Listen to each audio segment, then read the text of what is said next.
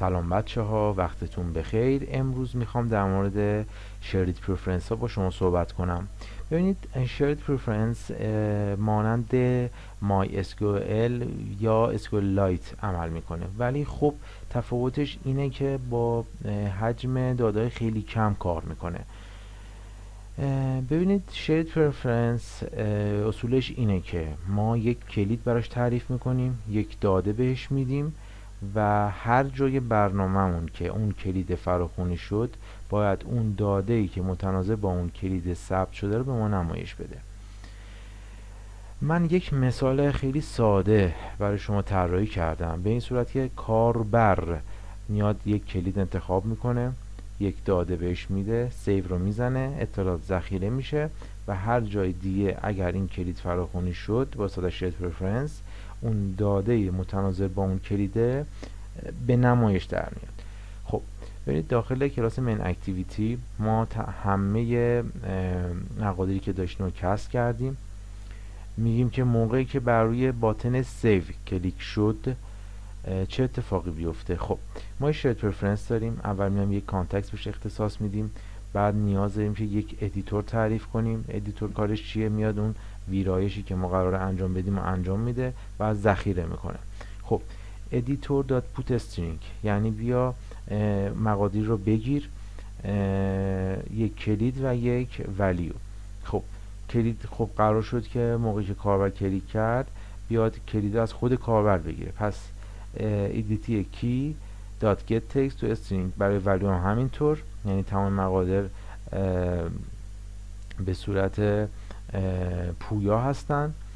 و ادیتور دات کامیت چه کار میکنه؟ این میاد تمام تغییراتی که ما دادیم رو داخل خودش ذخیره میکنه. شما ببینید، ممکنه که چندین خط داشته باشین، چندین کلید داشته باشید که حالا با داده های مختلف باشه، ولی خب ما چون میخوایم یک مثال خیلی ساده بزنیم، همین یک کلید بسه و به صورت اتوماتیک با استفاده از متد اینتنت وارد مین اکتیویتی 2 بشه و اطلاعات با ما نمایش بده. خب از مین اکتیویتی، خب ما به مین اکتیویتی 2 میریم. میبینید که ما داخل مین اکتیویتی 2 یه شو دیتا داریم، یک کلید داریم و در نهایت یک داده داریم که قراره به ما نمایش داده بشه. خب ما میایم دوباره تمام مقادیری که داریم رو تعریف میکنیم، کسرشون میکنیم و میگیم که موقعی که کاربر بر روی باتن شو کلیک کرد بیاد اون مقادیری که متناسب با اون کلیده هست رو به ما نمایش بده. خب اینجا هم قراره که ما کلید رو از خود کاربر بگیریم. ببینید، خب پس اینجا هم همون میشه، ما اولی کانتکست بهش اختصاص میدیم، در نهایت میایم با استفاده از کلاس شیرد پرفرنس اون کلید مورد نظرمون رو بهش پاس میدیم، میگیم که برو بگرد ببین داخل داده‌ای که ذخیره کردم چه کلیدی وجود داره یا نه. اگر وجود داشت اون دیتایی که هست رو به ما برگردون، یعنی اون ولیویی که هست رو به ما برگردون. اگر همچین کلیدی وجود نداشت به ما صفر برگردون، حالا یا هر چی که خودتون مد نظرتون هست. و در نهایت بیا اون مقدار رو ست تکست کن داخل ولیویی که ما داریم، یعنی مقداری که قراره به کاربر نمایش بده. خب ما یک ران میگیریم ببینیم که به چه صورت کار میکنه. خب ببینید، شیرد پرفرنس خیلی کاربردیه، یعنی شما قطعا داخل هر پروژه که می نویسید قطعا بهش نیاز دارید.